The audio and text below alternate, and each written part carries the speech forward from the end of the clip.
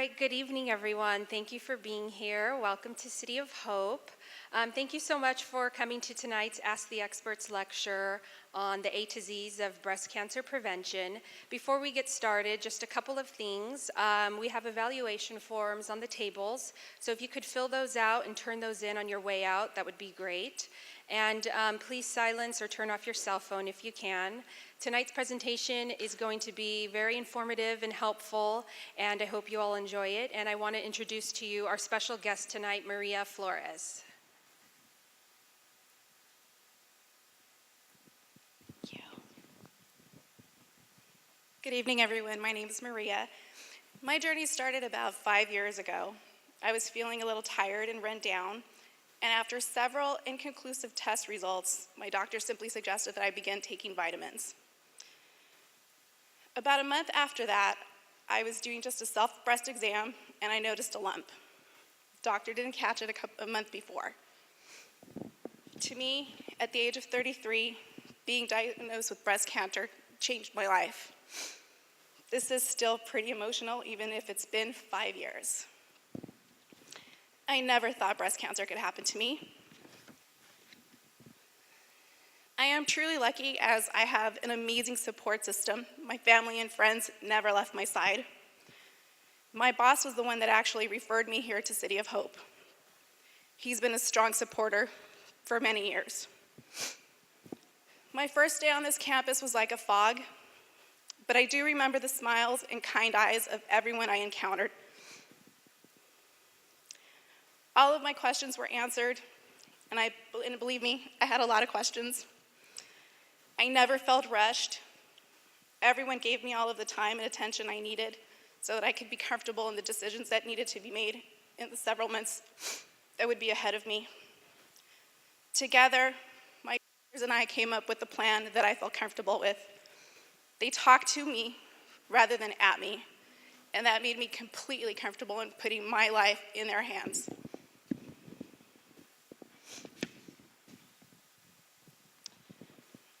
Breast cancer runs in my family, and after the genetic test results came back, my decision was fairly simple. 5 months of chemotherapy, and although I only needed to have one breast removed, I chose to have both removed. That was a choice I made to reduce my risk.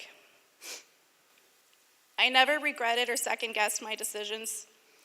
At the age of 33, I wanted to give myself the best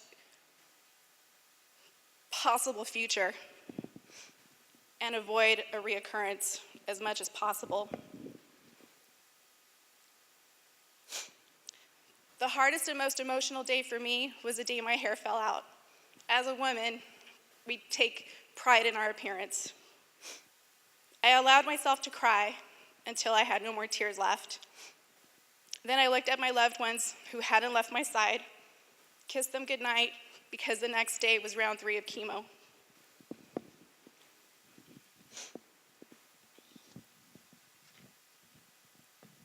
My approach was simple, just take it one day at a time. I had a smile on my face and tried to keep an upbeat approach to every day. City of Hope has become such an important part of my life. I volunteer here as much as possible. I was a member of the Hope Network. It's a peer counseling group to give a chance to women who had questions during their chemotherapies and other treatments. They could speak to a person that was going through the same things that they were. I was lucky enough to speak to and meet some amazing women. I am currently a member of the Patient and Family Advisory Council. I've participated in the Walk for Hope for the past 4 years, and I'll continue to do so.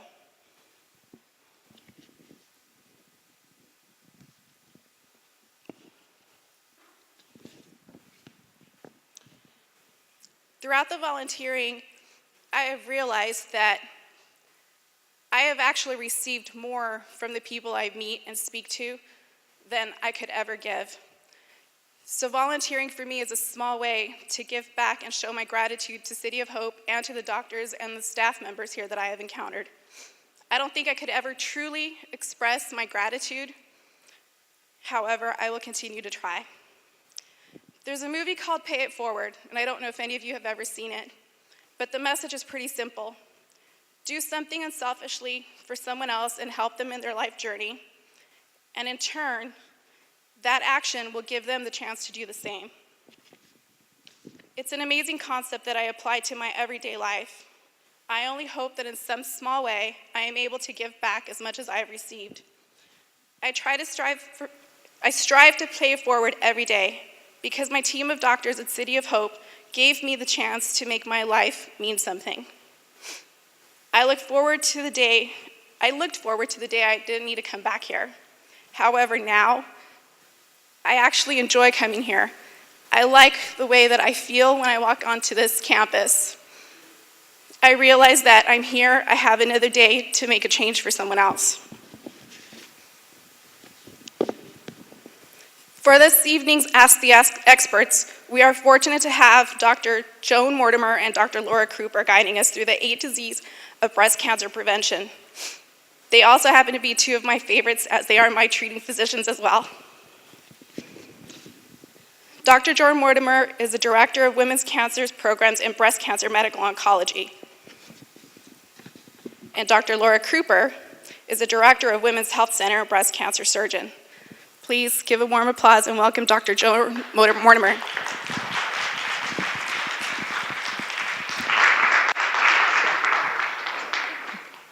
You're great.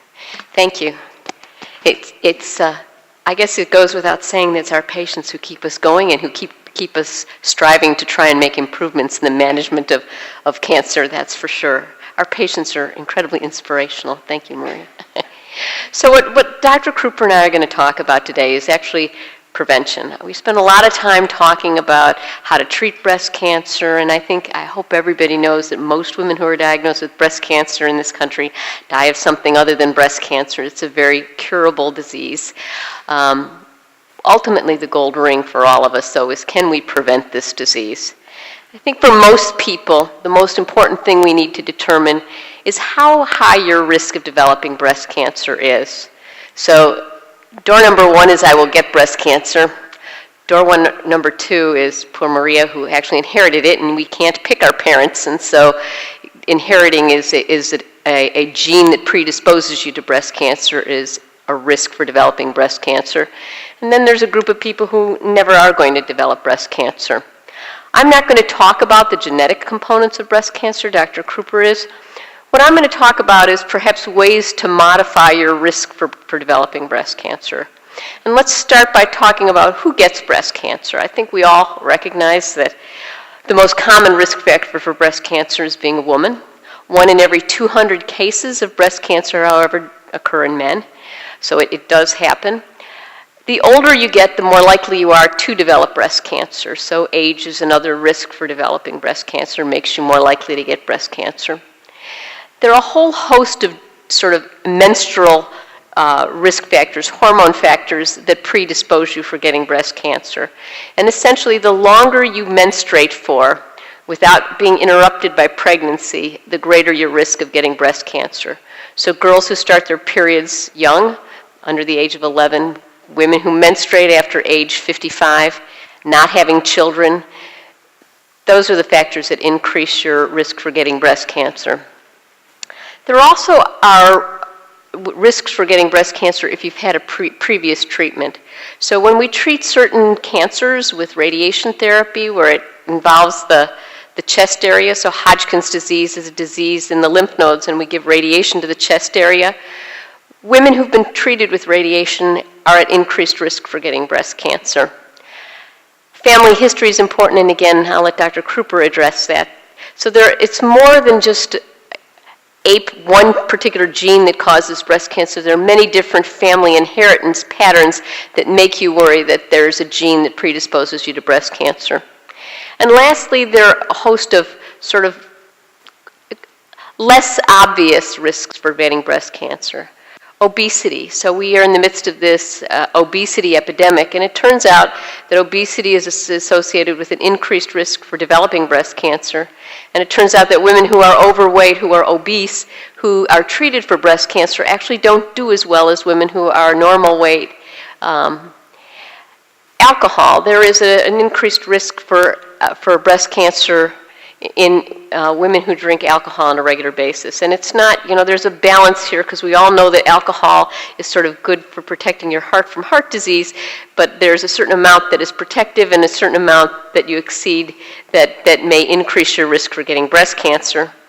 And lastly, there is data that people who don't exercise on a regular basis are more likely to get breast cancer. So young girls who have been very active in exercise in their youth into adulthood actually have a lower risk for developing breast cancer. So there are modifications that we can do to sort of help decrease your risk in theory. And being of normal weight is important. Exercising is important. And then there's some other potential opportunities. Does vitamin D being low increase your risk for breast cancer?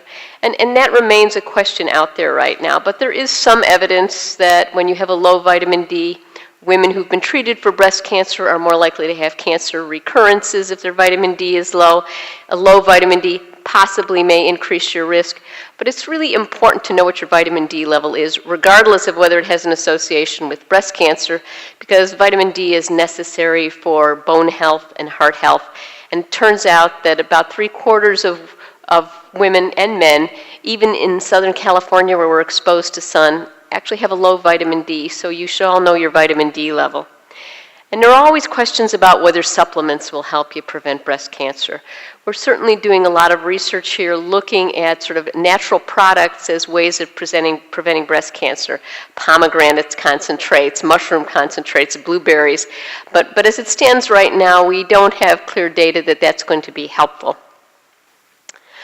When breast cancer develops, it starts as a normal breast. So this is a normal duct right there, and these are the cells that line the duct.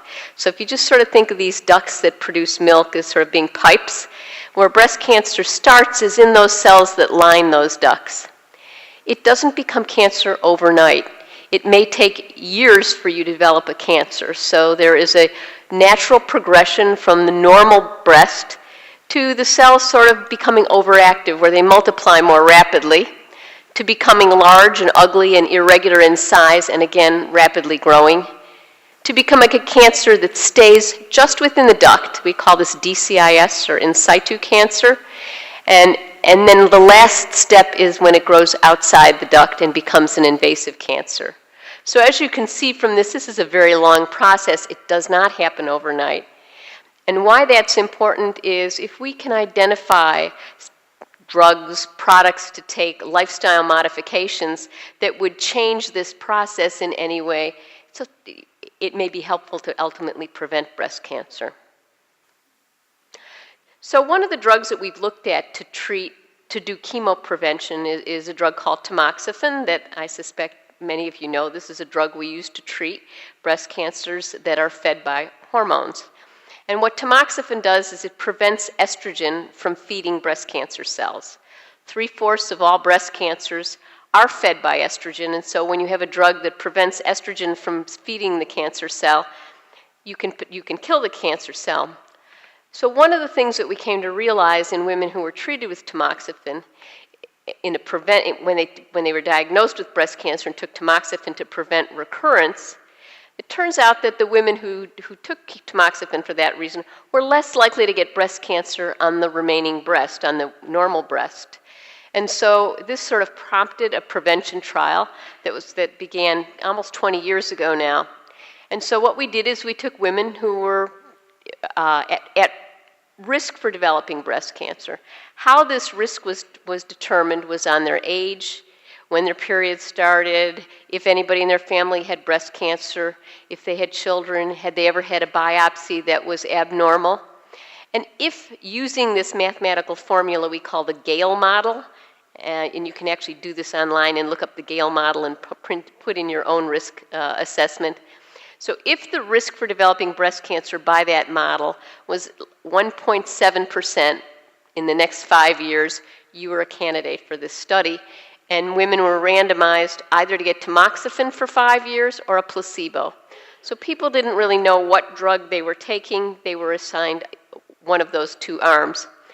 And what you see on the left is the number of invasive cancers that developed. So this is the placebo, so there were many cancers that were developed over time, over this 5-year period of time.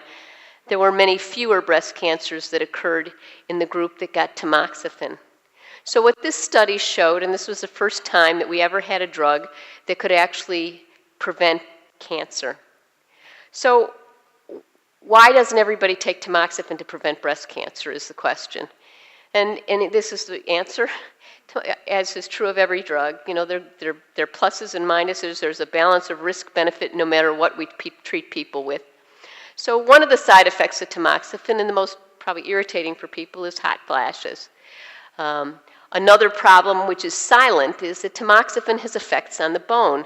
Now, some of these are good and some of these potentially might be bad. If you are after menopause, it turns out tamoxifen increases.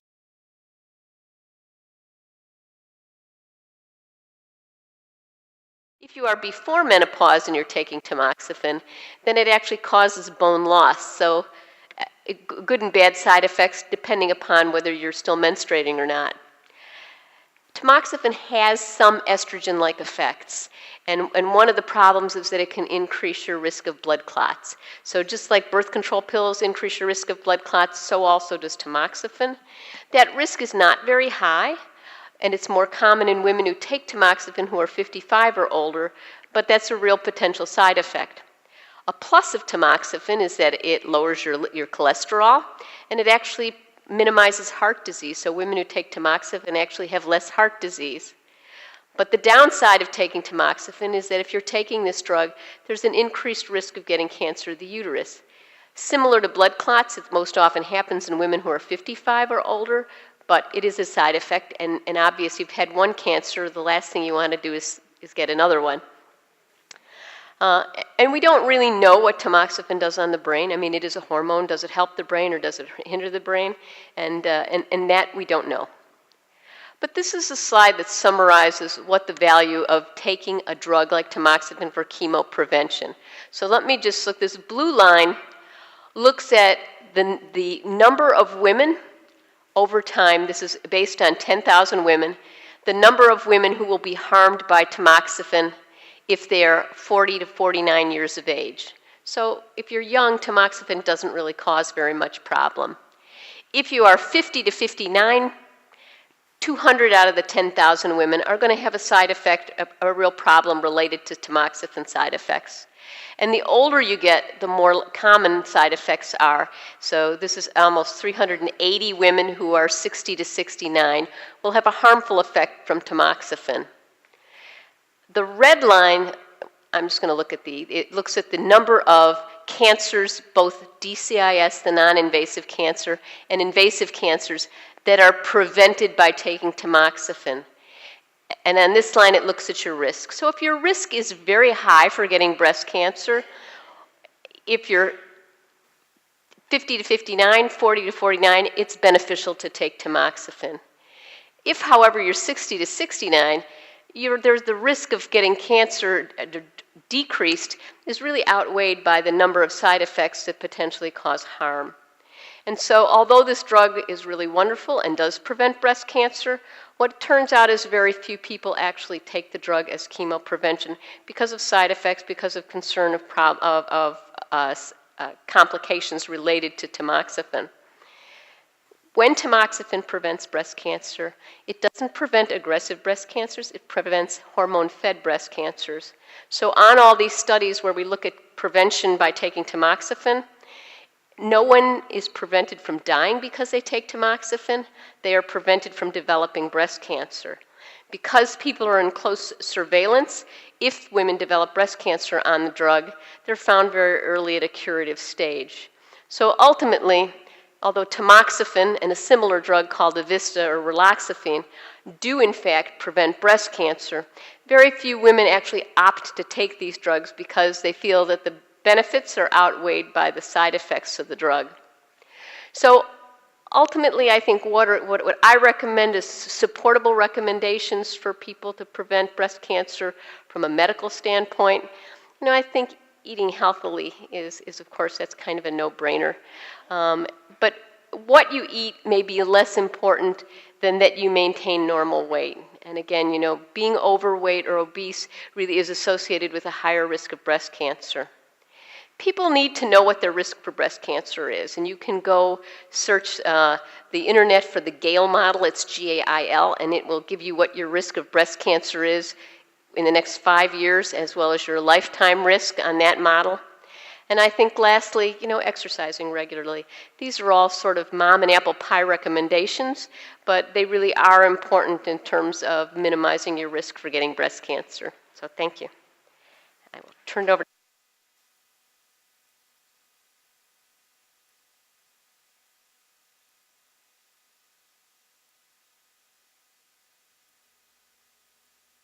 Wait, is it? Oh, it's working. And can I have the slide thing? Thank you. Okay. So I'm going to talk, because I'm a surgeon, I'm going to talk about surgery and surgical prevention of breast cancer. And that's really going to be related to people who are at high risk of developing breast cancer. So that's people with a very strong family history or people who are genetic mutation carriers. So Dr. Mortimer was talking about some of the risk factors for developing cancer. She already explained age, estrogen exposure, ADH, LCIS, ALH are just all atypical cells found in the breast. Family history is a big one, but what I'm really going to be focusing on here is our genetic mutations. And then the modifiable factors were also discussed. So genetic mutations, there are 4 of them that we really focus on, and most people will know about BRCA1 and 2. So BRCA1 actually turns out to be a pretty aggressive genetic mutation. A lot of these women present pretty early with breast cancers. Their breast cancers are usually triple negative, which means a very aggressive, fast-growing breast cancer. They have a 40% chance of developing ovarian cancer and about an 85% chance of developing breast cancer in their life. And they're also at risk for second breast cancers if they keep their breasts. So BRCA2 is also a genetic mutation. It's a little more slow growing. These breast cancers tend to show up a little bit later in life. They tend to mostly be estrogen positive. And there's also a 20% chance of developing ovarian cancer. P10 is also a risk factor, is a genetic mutation, and women present with endometrial breast cancer and hamartomas, which is a benign tumor.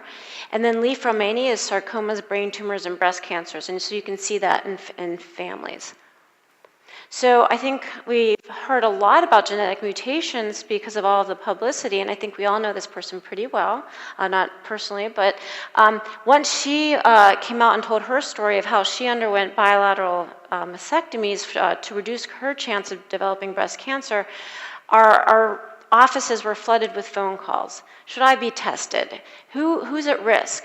And so the important thing is, I think it's great that she came out and said to everybody, this is a woman who is known for the way that she looks. And she said, I had my breast removed to reduce my risk of breast cancer. And I think that empowers a lot of women who are at very high risk to start thinking about this as an option.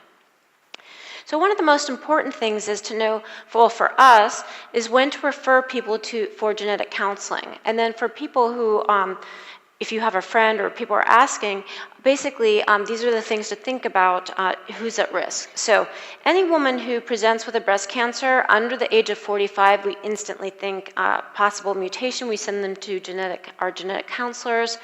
If there's a whole, several generations of early stage breast cancers, a lot of times we think of that as premenopausal breast cancers.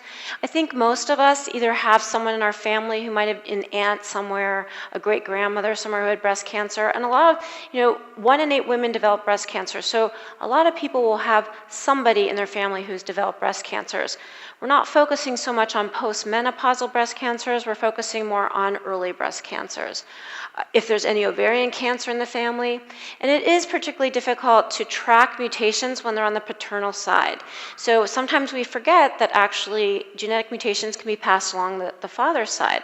And a lot of times the male will not manifest a breast cancer. So, we'll see a woman whose grandmother on the father's side had breast cancer at an early age, and then the father had maybe a sister with breast cancer, or sometimes the father has no sister. It's very hard to track mutations in that kind of setting. And then if anybody has who's adopted, then it's a little more, the family history is unknown.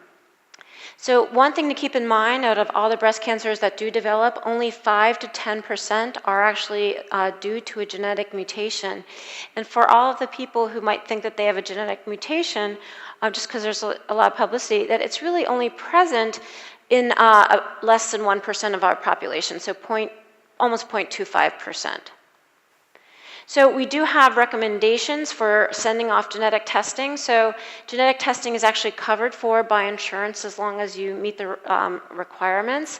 And so here's a whole list of things to keep track of. But so it's broken down into women who are not of Ashkenazi Jewish heritage and women who are of Ashkenazi Jewish heritage.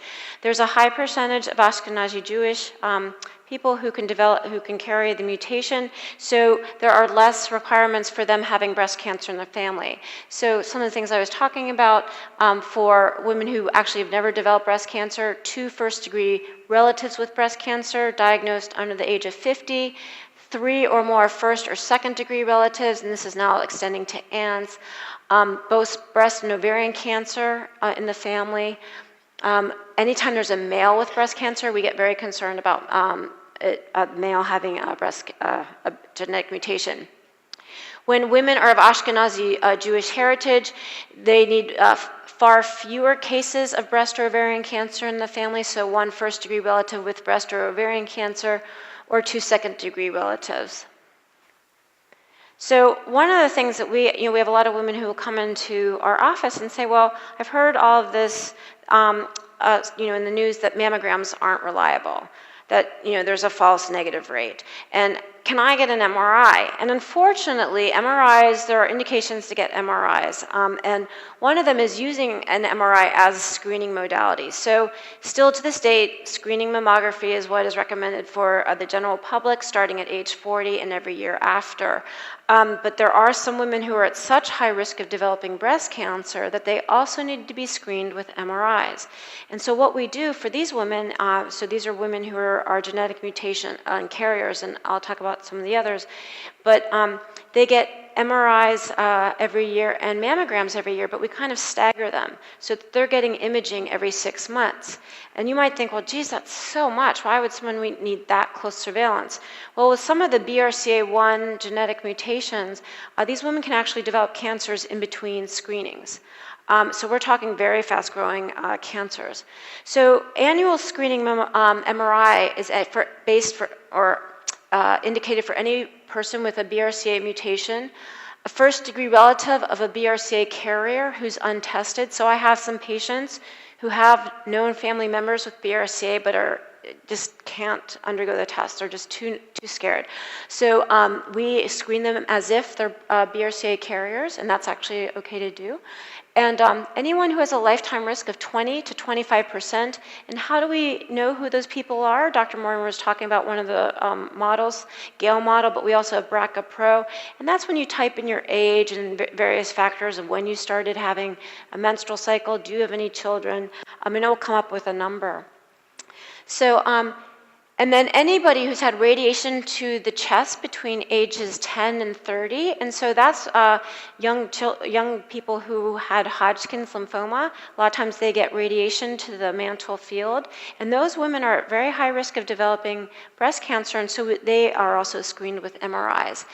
And then this is where we have some issues when women come in and they say, well, I'm at high risk. I have LCIS or atypical ductal hyperplasia. I've been told that increases my risk of developing breast cancer. Yes, it does. But unfortunately, there's a threshold to be met. And why might we put a threshold on who should get MRIs? Because MRIs are very sensitive, and in fact, they're a little too sensitive. I always tell my patients it's like a car alarm that goes off when a truck drives by. It basically will pick up a lot of false positives. So if a woman gets an MRI who really isn't at risk, they can call a lot of different things. This leads down the slope of multiple biopsies, a lot of being scared. So we don't use MRIs for screening with women with ADH. So, this is basically what I just summarized. And then this is what we recommend. So for women who have a lifetime risk greater than 20%, annual breast MRI, with mammography, but not at the same time, every 6 to 12 months, and that's starting at age 30, so pretty young. That's greater than 20%. But anybody who has a BRCA genetic mutation, they're supposed to start at 25, so pretty early in life. And so just to talk a little bit about genetic testing, so BRCA1 and 2, I believe, was characterized in 1994, and this by the soon after that widespread testing was available. And in 1997, this was actually the first statement that was issued. The Cancer Genetics Studies Consortium was talking about prophylactic mastectomy, and at that time, in 1997, they said, well, there's really no indication. We just really don't see that there's a survival benefit. Okay, but that was back when they just started testing people. So now we have much, much more evidence that there is a survival benefit. So just, I'm not going to go through, there were a ton of studies, but the Cochrane Review pretty much looked at all of the studies that are out there looking at women with genetic mutations. So they looked at 23 studies. They had about 4,500 women who've had prophylactic mastectomies, and they looked at almost 3,000 who had bilateral prophylactic mastectomies, so that these are women who never developed breast cancer and then had both breasts removed prophylactically to reduce their risk. And they had a risk reduction of 90 to 100%. So it's never, for a lot of women, it will really reduce their risk. Sometimes, unfortunately, not all the way down to zero or get rid of the risk, but it really does reduce the risk.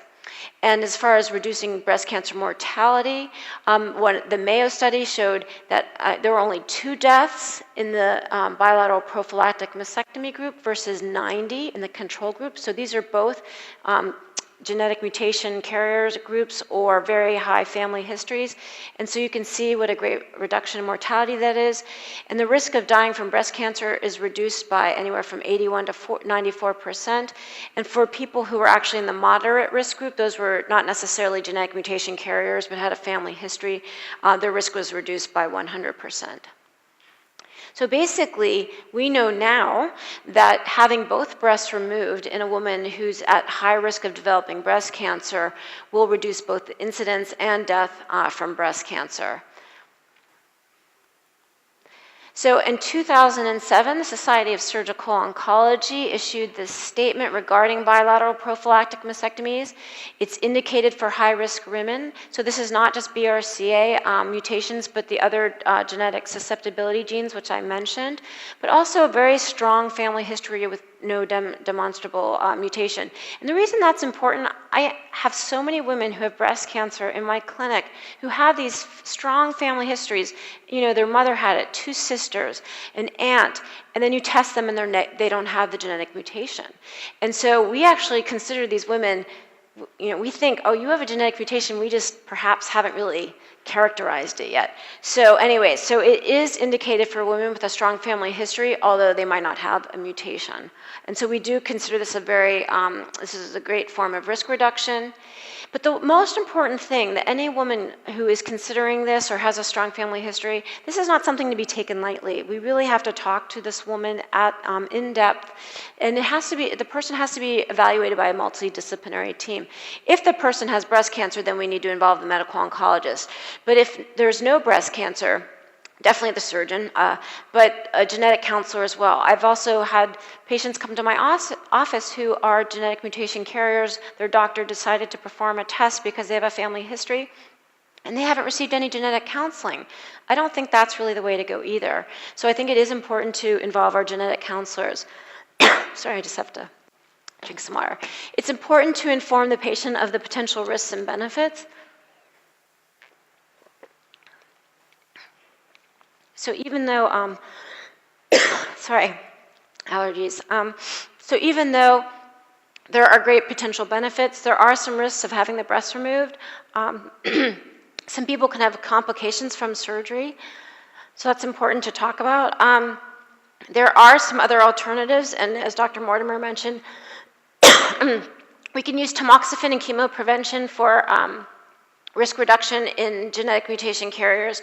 We can also follow them with close surveillance. And the other thing that is really important to talk to them about is also having their ovaries removed. So this is talking about women for ovarian cancer, unfortunately, or how to screen their ovaries or to have their ovaries removed. Unfortunately, we do not have any good screening modalities for ovarian cancer. So a lot of women, once they are diagnosed with a genetic mutation, we actually counsel them about having their ovaries removed in addition to their breasts. But if they are not going to, if they're young and they want to have children, what we'll do is start screening at a young age for ovarian cancer with transvaginal ultrasounds and serum CA-125s. Although unfortunately, this is still there's still no great way to screen for ovarian cancer. If we're going to follow a patient with BRCA1 or 2, and we're going to follow them through surveillance, so we actually will see people when they're very young, and they're about 28 or something, and maybe it's a little too early for them to have their surgeries. We will follow them with mammograms and MRIs. Again, chemoprevention is an option for women who have their breasts intact and aren't really ready to have surgery.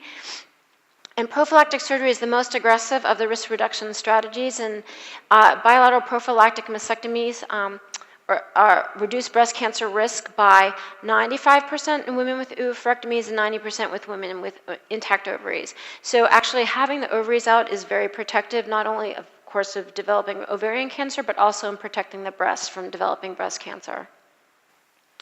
So just to quickly talk, and Dr. Mortimer touched upon this too, so what are the problems with chemoprevention? Hot flashes, fatigue, weight gain, and sleep disruption, and these are the risks of tamoxifen, abnormal bleeding, and uterine cancer. And so we have a lot of women who don't really consider this to be a good option.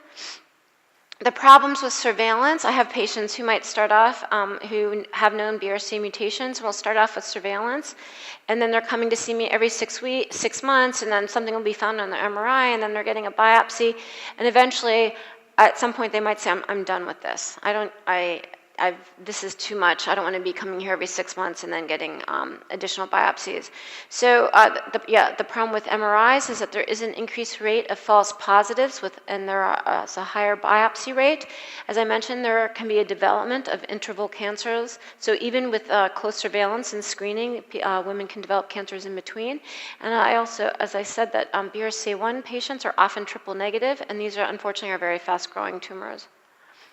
So basically, I think I already had that slide before, but this is a multidisciplinary team approach, and the things that we need to focus on is that even having bilateral prophylactic mastectomies does not necessarily reduce the risk by 100%, because as much as we try to remove all of the breast tissue, there could be some remaining breast tissue. And this will be my last talk slide, and then I'm going to show pictures. So if people don't want to see, I'm going to show pictures of breasts. So if you don't want to look, I would look away.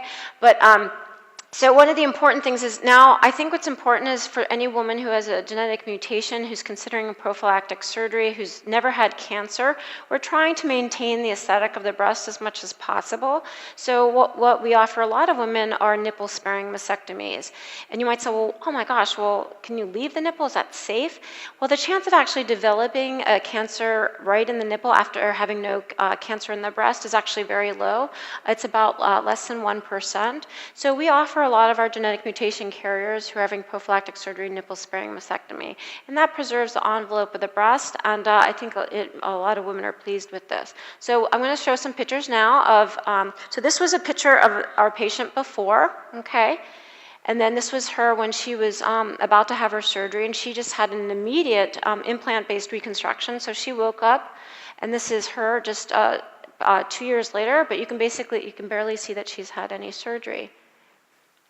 So there we go on the before and after.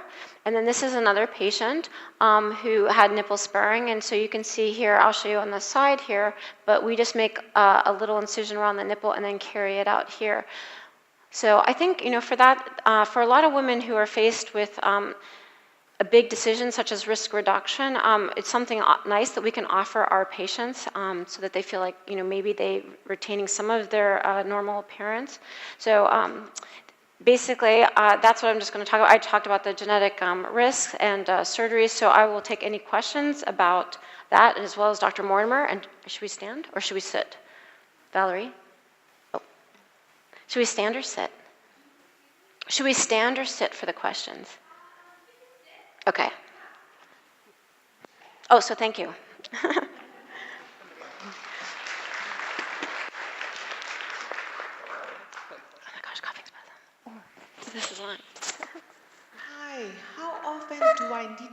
test the vitamin D level?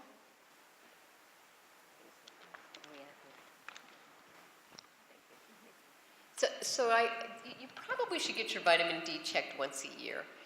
It turns out really that 75% of people in this country, men and women, are under what's considered normal, which is 30. And you get your vitamin D from food, and you get your vitamin D from sunlight. And as we get older, we absorb less sunlight. We convert vitamin D less effectively. People wear makeup. We're all phobic about getting skin cancer, so you don't actually get a lot of vitamin D absorption. So once a year, you should check it. Right now, there's sort of a debate about what the right dose of vitamin D is to take as a supplement. If your vitamin D is very low, the first thing we do is give you very high doses of vitamin D to get it back up to normal, and then usually have you take 2,000 units a day. You may want to talk about, because we have like a vitamin D anomaly here sitting next to us, and Maria's just a wealth of knowledge here. I've also been treating here at City of Hope to try to get my vitamin D levels up for about 4 years now. My levels, for some reason, will go to 30 if I take about 50,000 units a day. If I skip a day or if I forget, it'll drop down to the low 20s that same day. So even though we have tried doing the 50,000 unit pill once a week, it doesn't work for me. Anytime we lower it to 40,000 a day, it drops it to the low 20s. So for some reason, my body, even though I'm tanned, I love getting in the sun, it doesn't work. So for about a year and a half now, I've been taking 50,000 units a day. So.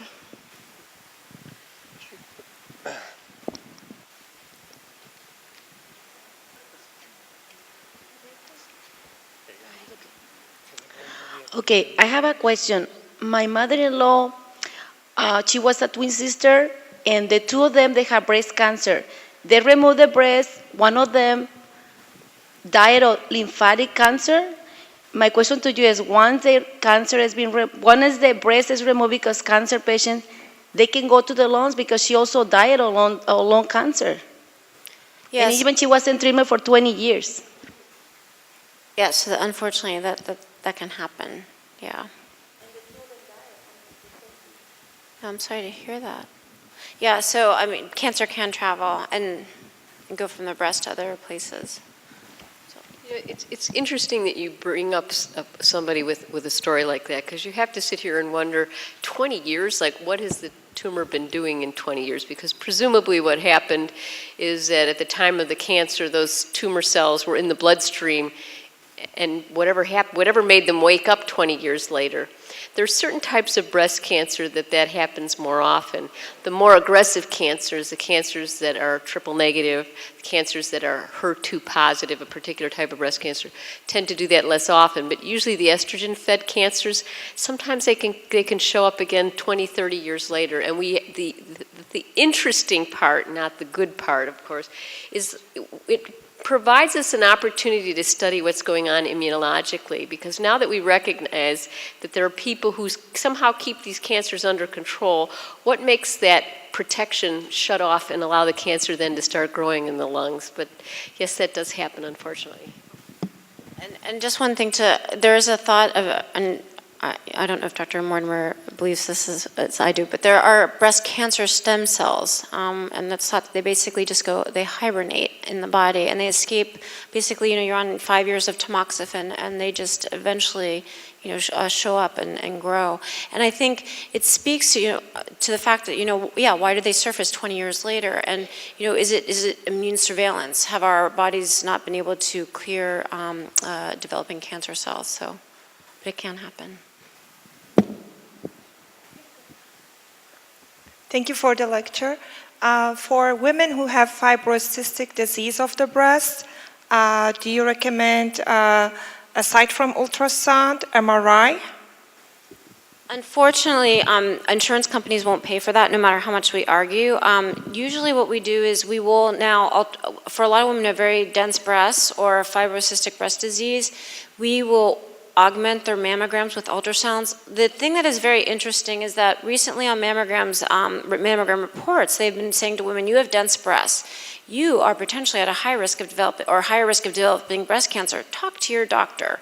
You may need additional studies. So, and for a lot of women, that means ultrasounds. So California, unfortunately, is one of the states that says that we have to actually put that on the mammograms, but then won't cover, they are not forcing insurance companies to cover the ultrasounds, which they are in other states, and hopefully we'll get to that point. But MRI is not indicated for fibrocystic breast disease.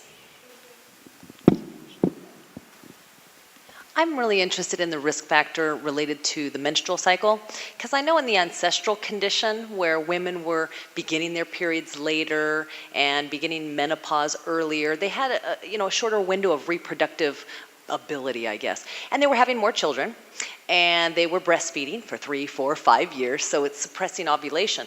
So I know, well, I'm familiar with seasonal and some other birth controls that have tried to mimic that ancestral condition and give a woman fewer periods over the course of her lifetime. Is there anything else? Because that's a factor we can't really control, your weight, your diet, I understand. But something like, the menstrual cycle, I don't know, what's the industry doing maybe to sort of focus in on that? It's a really good, interesting point, because there is, in women who take birth control pills, there may be a very slight increased risk of breast cancer. But the pill was developed, the first pills were, you had a menstrual cycle on a monthly basis for no really good reason other than that's how Mother Nature started it. But these pills now that you only have periods 3-4 times a year, it'll be interesting to see if that in fact does lower the risk of breast cancer. This sort of continued menstruation is really an unquestionable increased risk for breast cancer, and that's presumably why in industrialized countries like the U.S. and the U.K. and the incidence of breast cancer is increasing because women are in the workforce. Women delay having children until later in life, and that does increase your risks. The thing you can do is teen pregnancy.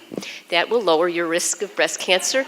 It's probably not a good method, but actually teen pregnancy is actually associated with a lower risk of breast cancer. But at any rate, it'll be interesting to see as we see women who've been on these pills that you only have periods every 3-4 months, if there is a lower risk of breast cancer. I just want to add flip side to that. So since more and more women are delaying childbearing years, a lot of them will need a little help when it comes to becoming pregnant and fertilization. And so I think this is like coming in now. There are going to be more issues I think we're going to see an increased risk of breast cancer with in vitro fertilization. It'll take time to kind of gather all the data, but. Good evening. I need to stand up because I'm so short. I think what I'm going to share with you is going to be very helpful to a lot of women who did not realize they have breast cancer because there's no lump. And when they had their mammogram, the mammograms showed nothing. When I turned 67, I was having pain, terrible pain right here on my left upper breast. And I went to my primary doctor and I said to her, "Doctor, something suspicious is here. And there's so much pain, like a real pain." And she says to me, "Well, cancer, breast cancer, that is not painful." So I said, "Can we do something though?" I said, because I think I need either. I'm not a doctor, but can we do, what is the term? When you have those ultrasound and MRI? Well, she said, the doctor might not, the hospital might not approve that, or your insurance. I said, if I have to pay, please kindly recommend for an ultrasound. Make the long story short, I even had to beg. Tearfully, I said, "Please help me out." Bam! When I had my ultrasound and MRI, there was a lobular, which is a web-like, it's not a lump, it's a web-like cancer on the breast, which I will say I caught it myself because I was very persistent. Again, ladies, be your own advocate of your own health. Because if I didn't cry and beg and knelt in front of my primary doctor, probably that little web-like thing is growing and it will be so too late. I didn't have to go through chemotherapy, through radiation, but I was very aggressive. I told them, take them out. I don't need them at this age. With the help of God, I am very positive that God will help me to see my grandchildren grow and graduate from school. And I do exercise regularly, and I'm more careful not to eat too much pork and that fatty part of the lechon that they call amongst the Filipino things. And believe me, ladies and gentlemen, it will really help you to just, what is the word? I don't know. English is my second language. Just be aware of what is feeling you. He calls me hypochondriac. No, it's okay, thank God I'm hypochondriac, or else probably that thing is already growing and going all over my body. So I took all of them. I don't need them. And thank God, again, I didn't have to go through chemotherapy and radiation. May God bless all of us.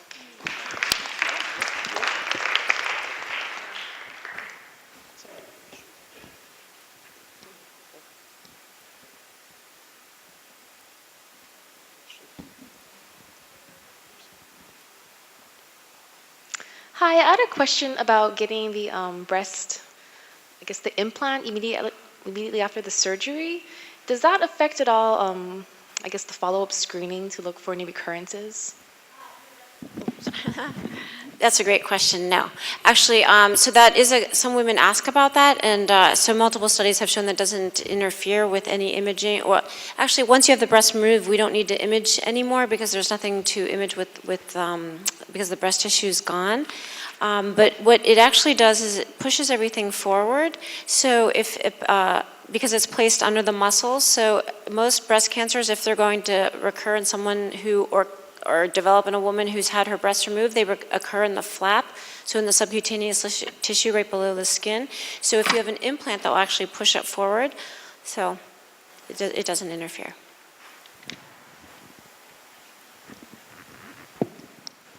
The question about that somebody had earlier, fibrocystic breast, is that the same as when you're told you have dense breast tissue? Pretty much. Yeah, I mean, most women have fibrocystic breast disease. It really is kind of an indicator of dense breast. A woman who has a very fatty replaced breast usually doesn't have fibrocystic breast disease, yeah.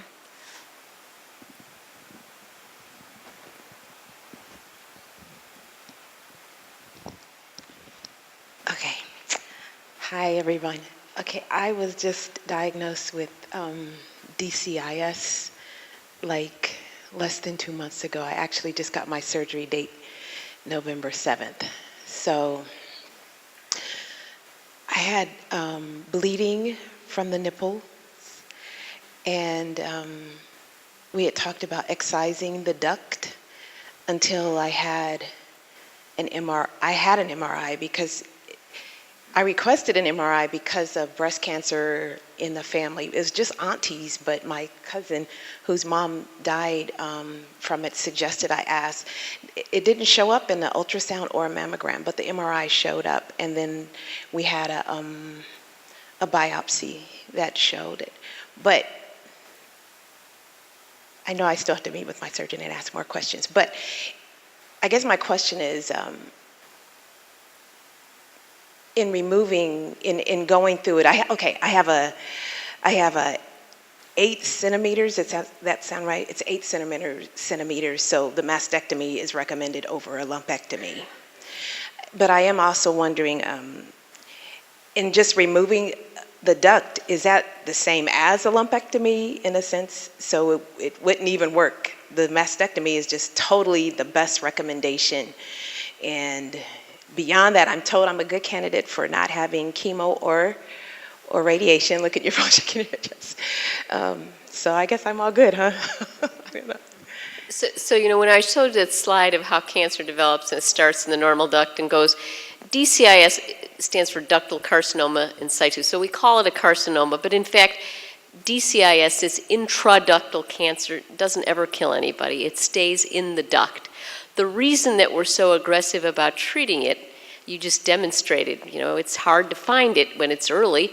MRI turned out to find it in you, but you can't feel anything with DCIS. You may not see anything on the mammogram. Sometimes we see the little calcifications.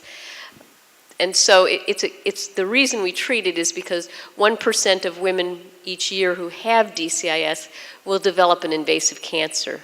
If we had great x-rays, some tests that we could find it when it first started to become invasive, that would be great, but we don't. So we tend to treat DCIS fairly aggressively to get rid of it. And with a size as big as 8 centimeters, you want to make sure that there's only DCIS there. You would be a candidate for being on tamoxifen after treatment for DCIS as a prevention of developing breast cancer, and there are many studies that have shown that that is advantageous. So you will have that discussion with somebody, presumably.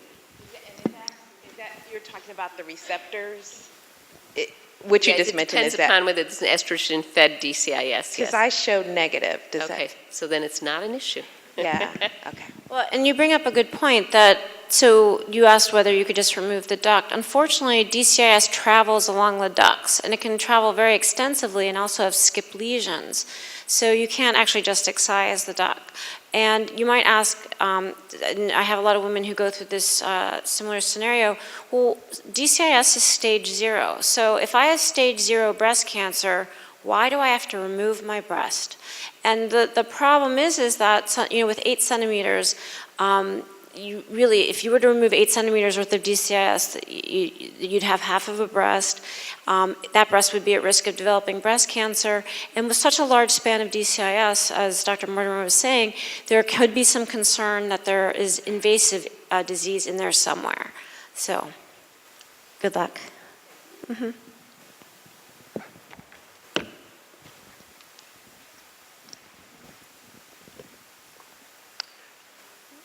What's the youngest age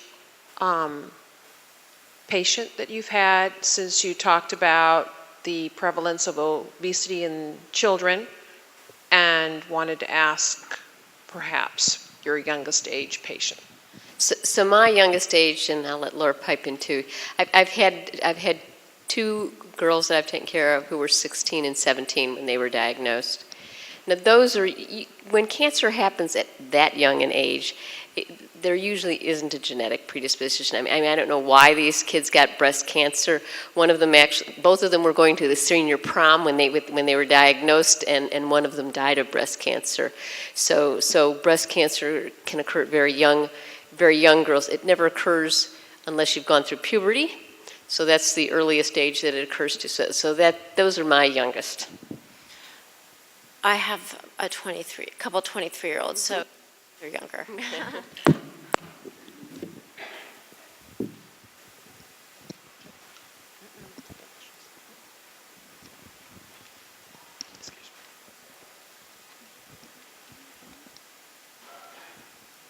Thank you. You say that to prevent breast cancer, you gotta do self-examination, also diet and all that. But once when you get, after 40, 45, you get breast cancer, what is the best treatment? What are the options? So once you get breast cancer, so we could be here for 3 hours talking about that, because once breast cancer is diagnosed, you know, how we treat it depends upon the size, the characteristics of the cancer, whether the lymph nodes are involved. So there are many different. I mean, the treatment is tailored according to those sorts of things. The tumor size, the nodes, and so on. The goal of, when we're talking about prevention, we're talking about preventing cancer from happening. If it develops, then that's a whole separate story. Yeah.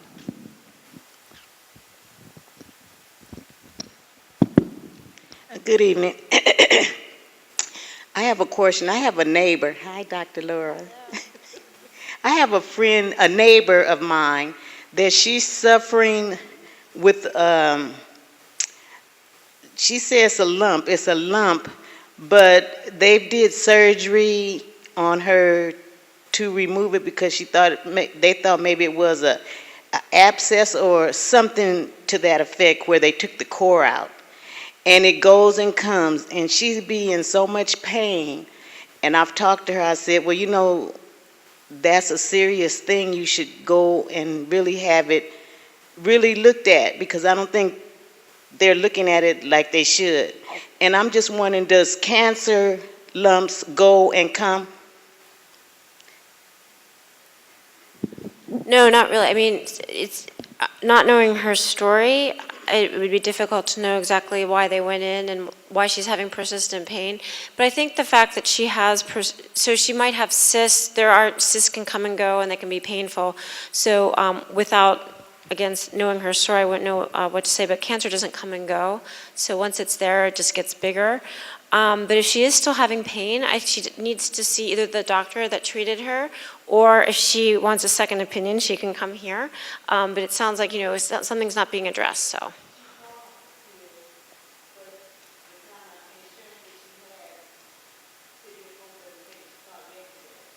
Unfortunately, we don't have control over that because there are a lot of HMOs that won't contract with us. Not to sound mean to them, but like they will not let their patients come here. But I would recommend that she at least go get another opinion.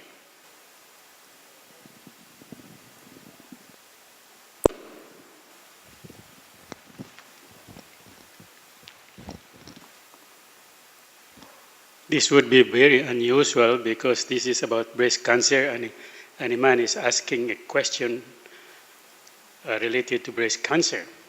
Anyway, there are some people here, I think a few men, and I would like to share my feeling to them too. My question is, what will be the best advice for a husband whose wife is a cancer patient? So your question is, what should the husband do for? What should the husband do if the wife is a cancer patient? Can you have about 2 or 3 points? Yes. To advise the husband? We actually have a program here at City of Hope, 2 days a week, where we actually have social workers, counselors meet with the patient and their husband, partner, whoever, family member, before they see the surgeon. And I think, it's a really wonderful question to ask because everybody wants to do what's best for the patient. It turns out that the caregiver has much more distress than does the patient actually when you actually measure it. But, men and women tend to require different things in time of stress. So women like to talk about their disease and want to share their emotions, and men want to fix things.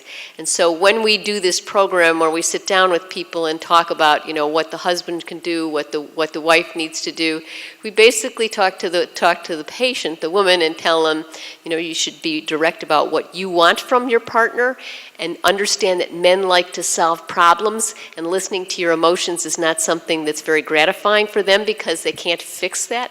And we tell the men how to listen to their wives so that they understand that it's very cathartic for women to share their emotions, even if you can't do anything about her upset.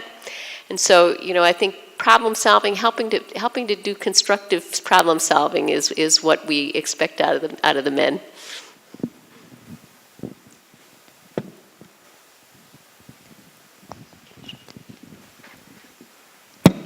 This lady, she shared that she had a pain and that's how she found out that she had a breast cancer.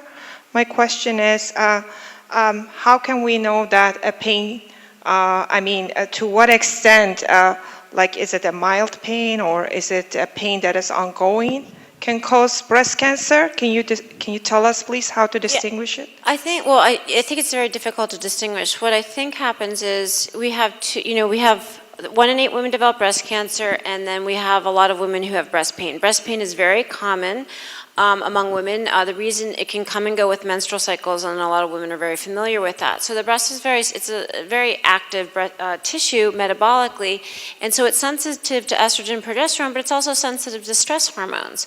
So if your stress levels are increased, it's possible that you can also have breast pain. So I don't think that cancer has any specific pain associated with it, whether it's a certain intensity or a certain kind. And some breast cancers don't have any pain involved at all. I think what should prompt a woman to come and see a doctor is just that they have some pain that feels a little unusual, or it's nagging them, or something's bothering, something doesn't feel right. I never fault I mean, if a patient comes to me and just wants reassurance, if and everything's fine, that's great. I have no, that would be great. I think women should not worry about bothering their doctors about, breast pain, or just try to be brave about it. I think they should come and see us, because some women actually have pretty significant breast pain that can be debilitating. And then, most of the time, it just will spark a workup. So sometimes it can be something, and sometimes it's something that we can fix, which is great, like a cyst, an aspirated cyst, and that can actually make a patient feel a lot better. So if you're just having any kind of pain that just feels a little abnormal.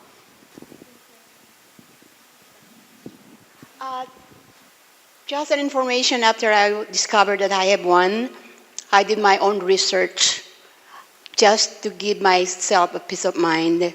So when they found out that it's lobular, I look at all the characteristics of lobular cancer in the breast, and one of the bullets said pain in the lobular but not the ductal. So the only way to find out whether you have lobular or ductal is when they operate and take that out, and the pathologist will study that particular flesh or specimen that they took away from yourself. So lobular has pain. That's one of the characteristics, yes. Thank you.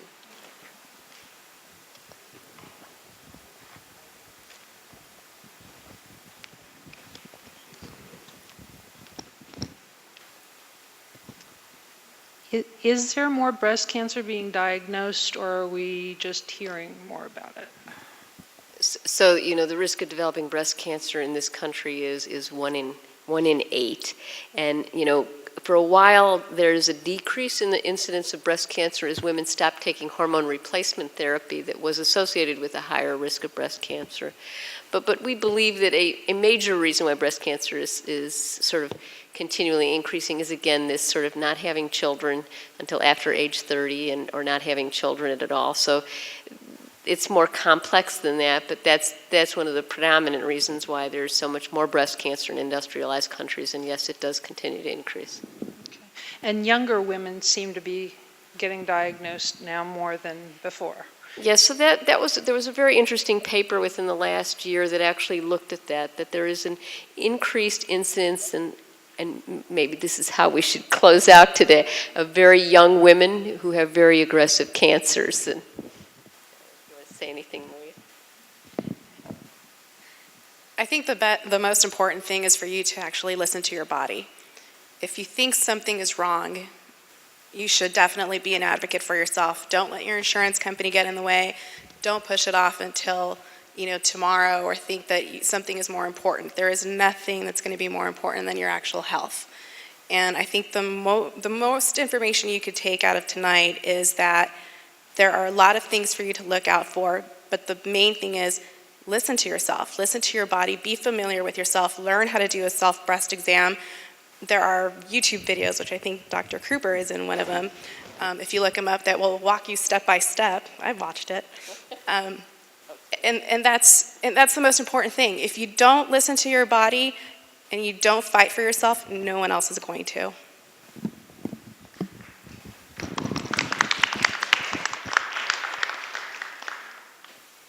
Well, if there aren't any more questions or comments, or I don't know if there's any more questions, then we will end the program. I want to thank Maria and Dr. Kruper and Dr. Mortimer for their presentations, and thank you to all of you for being here tonight.